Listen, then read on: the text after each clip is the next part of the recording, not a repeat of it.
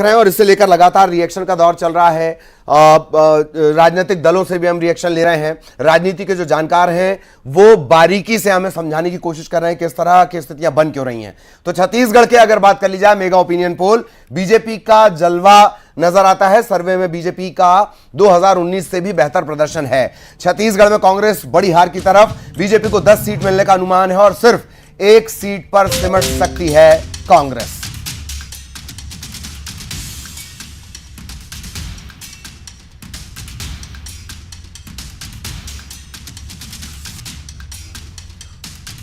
तो सिर्फ 1 सीट पर सिमट सकती है कांग्रेस। अभी फिलहाल की अगर बात कर ली जाए तो कांग्रेस के पास 2 सीटें हैं, इसमें से एक कोरबा है, एक बस्तर है। और फिर से बात अगर ओपिनियन पोल की जाए तो आपको सुनाते हैं कि न्यूज 18 के ओपिनियन पोल पर क्या कहना है सीएम विष्णुदेव साय का। न्यूज 18 के एक ओपिनियन पोल है जिसमें बीजेपी को पिछली बार से सीट काफी बढ़ी हुई दिखाई जा रही है, देश भर में भी और छत्तीसगढ़ में भी। हाँ, इस बार हम लोग का नारा है अब की बार 400 पार और छत्तीसगढ़ में पूरे का पूरा 11। तो ये दरअसल स्थितियां हैं, लेकिन चिंता की बात सिर्फ इतनी ही नहीं कांग्रेस के लिए कि सीटों में घटबढ़ हो रही है। चिंता इस वजह से भी कि कांग्रेस लगातार जिस कांस्टेंट वोट परसेंटेज पर रही है, इसमें 2 से 3% का इजाफा हुआ, नफा नुकसान भी हुआ, लेकिन इस बार जो नुकसान नजर आता है वो तकरीबन 7% का नजर आता है अगर इस ओपिनियन पोल के हिसाब से देखा जाए। एक बेहद खास पैनल भी हमारे साथ जुड़ी हुई है, पैनल से भी आपका तारुफ करवाएंगे, राजनीतिक चर्चा भी की जाएगी। राजनेता भी हमारे साथ जुड़े हुए हैं अलग अलग दलों से, उनसे भी आपका तारुफ करवा दें। सौरभ दुबे साहब राजनीतिक विश्लेषक हैं, बहुत स्वागत आपका। अभय नारायण राय साहब कांग्रेस की तरफ से, स्वागत राय साहब का। सुशांत शुक्ला बीजेपी की तरफ से हमारे साथ जुड़े हुए हैं, उनका भी बहुत स्वागत। मनीष गुप्ता साहब वरिष्ठ पत्रकार हैं, गुप्ता सर आपका भी बहुत बहुत स्वागत। और लगातार सबसे पहले सुशांत शुक्ला साहब आपके पास आ रहे हैं।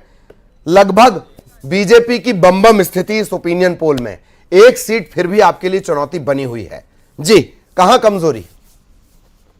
सर कमजोरी तो मैं नहीं जानता, क्योंकि 11 का सगुन भारतीय सनातनी व्यवस्था में 11 के अंक को सगुन माना जाता है। और मैं आपके माध्यम से स्पष्ट कर दूं कि छत्तीसगढ़ की जनता 11 सीटों का सगुन देश के नहीं विश्व के सबसे ताकतवर नेता को तीसरी बार भारत की लोकतांत्रिक व्यवस्था में प्रधानमंत्री बनने के लिए समर्पित करने जा रही है। ये मैं आपके माध्यम से स्पष्ट कर दूं, क्योंकि ये संवेदनशील सरकार विष्णुदेव साय जी की सरकार की 90 दिनों के अंदर अपने पूरे संकल्पों की प्रतिपूर्ति का जवाब होगा जनता के तरफ से समर्थन देकर। ठीक ठीक, चलिए आपने ये बात की, चूंकि शगुन की बात कर ली है आपने। मैं लगातार अपडेट्स भी हम अपने सहयोगियों से लेंगे। कैलाश इस वक्त हमारे साथ जुड़े हुए हैं, हमारे सहयोगी। कैलाश, किस तरह के रिएक्शन, फटाफट जरा क्विक रिएक्शन लें, फिर हम वापस अपने मेहमानों की तरफ लौटेंगे। कैलाश जी, जिस तरह से यहाँ बीजेपी की मोदी मैजिक चल रही है उस पर लोग जुड़े हुए हैं और लोग बीजेपी को ही यहाँ मोदी की गारंटी पर हामी बता रहे हैं। हम बात करते हैं यहाँ मतदाताओं से कि किस तरह की मोदी की गारंटी यहाँ मैजिक चला रही है। जी बताएंगे किस तरह की मैजिक है अभी? Modi magic in the sense हो सकता है कि श्री राम मंदिर के विग्रह के स्थापना के बाद लोगों में एक झुकाव जो हिंदुत्व के प्रति आया है, तो स्वाभाविक रूप से उसका पॉलिटिक्स पूरे देश में हो रहा है, तो स्वाभाविक छत्तीसगढ़ में भी जाने लोकसभा में भी देखने को मिल रहा है। किस तरह से यहाँ जो प्रत्याशी है वो डोर टू डोर घूम रहे हैं और उसकी कितनी लाभ मिलेगी? वो तो मैं नहीं जानता हूँ, प्रत्याशी कैसा प्रयास करें, स्वाभाविक तो दोनों पक्ष करेगा, लेकिन एक सॉफ्ट टारगेट तो है कि लोगों का झुकाव उनके प्रति।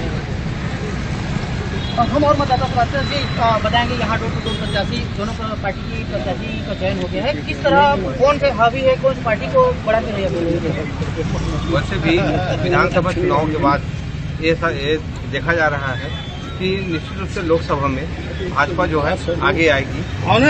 इस प्रकार मैं कह सकता हूँ कि निश्चित रूप से यहाँ से भाजपा का एकदम क्लियर मत सकेगा जो विजयी मतलब। लगातार सभी मतदाताओं को बीजेपी बढ़ा बनाते हुए दिख रहे हैं। हम और मतदाताओं से बात करते हैं कि आखिर मोदी मैजिक इतनी हावी क्यों है इस लोकसभा सीट पर? मोदी मैजिक इसलिए हावी है क्योंकि महिलाओं को भी बराबर का सम्मान मिल रहा है। ठीक है, पहले महिलाओं को प्रताड़ित किया जाता था, जिस पर कार्रवाई नहीं होती थी, अब लगातार कार्रवाई हो रही है। ठीक ठीक, और महिलाओं को सम्मान मिल रहा है, लोगों को फ्री में राशन मिल रहा है। बिल्कुल, पूरे भरे लॉकडाउन में जहां लोग निकल नहीं पाते थे, दवाई चलिए कैलाश, शुक्रिया आपका। वक्त की कमी है, बहुत तेजी से हमें रिएक्शन लोगों के चाहिए होंगे। अभय नारायण राय साहब हमारे साथ जुड़े हुए हैं। अभय जी, एक प्रचंड जनादेश आपको 2018 में मिला, फिर 2019 के चुनाव आए, तब सिर्फ 2 सीट आपके पास रही। क्या अगर मोदी के चेहरे पर ही चुनाव हैं तो आपके पास चेहरे की कमी है, रणनीति की कमी है, या कोई और कमी है? राय साहब। देखिए, न तो चेहरे की कमी है, न नेतृत्व की कमी है। मोदी का जो घमंड और तानाशाह का रवैया है, वो सिर पे चढ़ भारतीय जनता पार्टी के सिर पर चढ़कर बोल रहा है और बड़ी बड़ी बातें हो रही हैं। छत्तीसगढ़ में 10 साल की सरकार में मोदी की एक भी उपलब्धि कोई बता दे।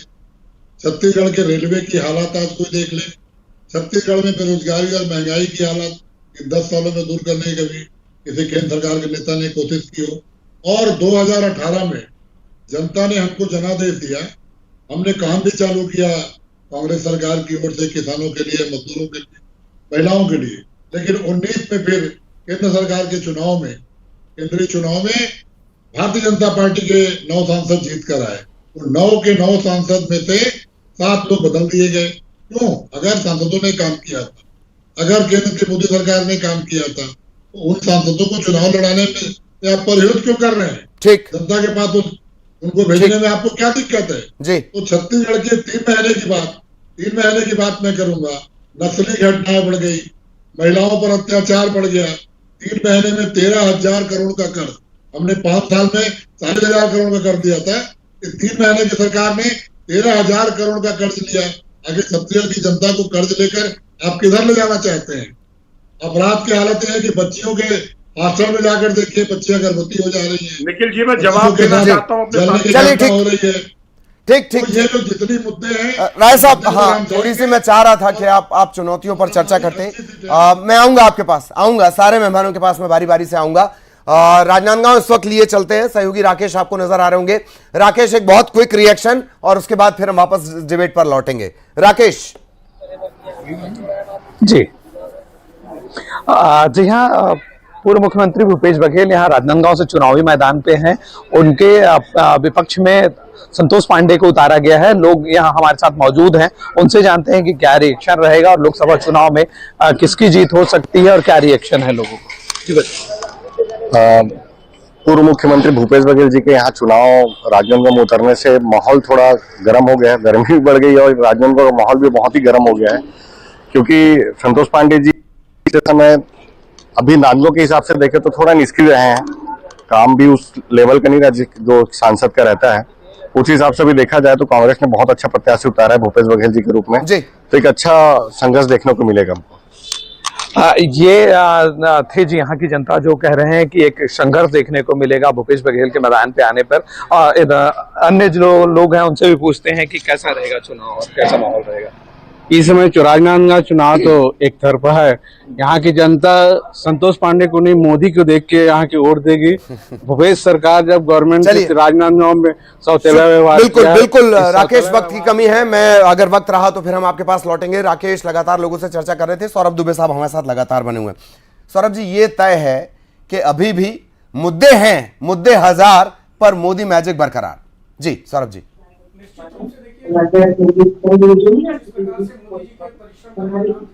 आपके सर्वे के अंदर जो है मोदी जी की तपस्या की ताकत जिस प्रकार से दिखाई दे रही है आपके सर्वे के अंदर, मतलब आप समझिए कि 2019 का जो चुनाव हुआ था कहीं कहीं पर तो वो आंकड़े सेम है और कहीं पर उससे ज्यादा ही आ रही है। मतलब जो 370 का उन्होंने आंकड़ा दिया कि 370 को भारतीय जनता पार्टी अकेले उस लक्ष्य को छूने का प्रयास करेगी और 400 जो है वो उनके गठबंधन के साथियों के साथ लेकर के, तो कहीं ना कहीं अब वो सर्वे में भी जमीनी स्तर पर दिखाई दे रहा है। तो हमें यह मान करके चलना चाहिए कि देखिए जिस प्रकार से कांग्रेस के लिए बड़े चिंता का विषय इसलिए बन जाता है या अन्य पार्टियों के लिए कि आपने 2019 के बाद से लेकर के जो 2024 का अभी आने वाला है जो चुनाव आ गया नजदीक, तो उस इतने लंबे समय के अंदर आपने क्या किया, किन मुद्दों पर जनता के बीच में गए, किन मुद्दों पर जनता को प्रभावित करने का प्रयास किया। हालांकि अभी बहुत सारी रैलियां हैं, आपके नेता बड़े बड़े आकर के कर सकते हैं, लेकिन जो आपका क्या गठबंधन का नेतृत्व जो है वो कामयाब होता नहीं दिख रहा है या आपकी नीतियां कामयाब होती नहीं दिख रही हैं, क्योंकि कांग्रेस के पास या अन्य अन्य विपक्षी पार्टियों के पास देखिए ऐसा कोई चेहरा नहीं है जी। जो प्रधानमंत्री नरेंद्र मोदी की करिश्माई नेतृत्व का काट कर सके,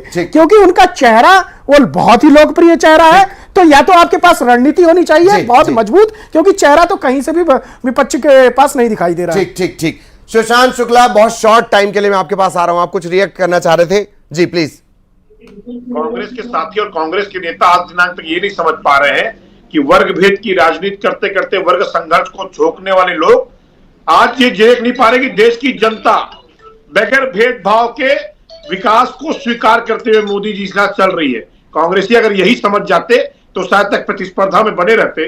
मैं आपके माध्यम से स्पष्ट कर रहा हूं पुनः एक बार फिर से कि फिर एक बार मोदी सरकार और 400 पार के नारे के साथ छत्तीसगढ़ की जनता संकल्पित होकर खड़ी है। चलिए चलिए, मनीष गुप्ता साहब हमारे साथ जुड़े हुए हैं। मनीष सर, ये लगातार ओपिनियन पोल हम दिखा रहे हैं, क्या विपक्ष अपनी चुनौतियों से भाग रहा है या उन चुनौतियों पर कुछ काम करने के मूड में है? जी मनीष सर।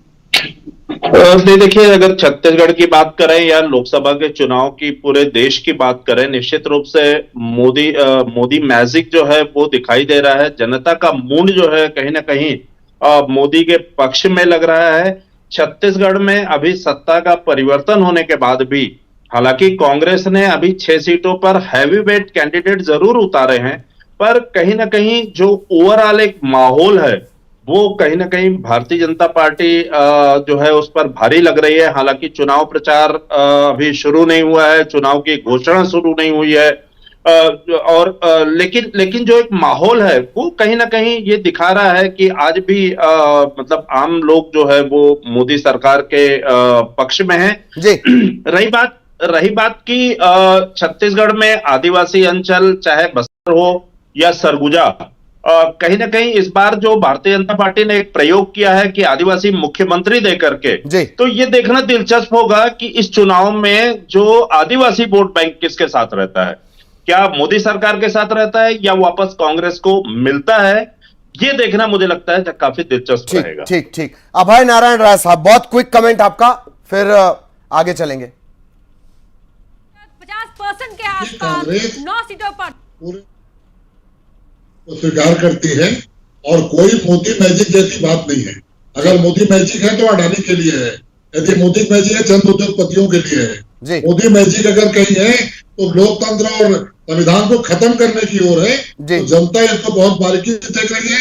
आप मणिपुर देख लीजिए, दिल्ली का बॉर्डर देख लीजिए, पंजाब का बॉर्डर देख लीजिए, जहाँ किसान, जहाँ महिलाएं लगातार इसका शिकार हो रही है और छत्तीसगढ़ के लोग तो इंतजार कर रहे हैं। ये बात सही है, आपके तमाम आरोपों के बीच बढ़ता हुआ जनाधार, बात तो वहीं आ जाती है। सौरभ दुबे साहब, बहुत शॉर्ट कमेंट, मैं रोक रहा हूं। राय साहब प्लीज प्लीज प्लीज। देखिए, मैं कह रहा हूं जब आप मध्य प्रदेश और छत्तीसगढ़ की बात करते हैं उस धरती की, तो आपको वहां के मुद्दे की बात करनी चाहिए।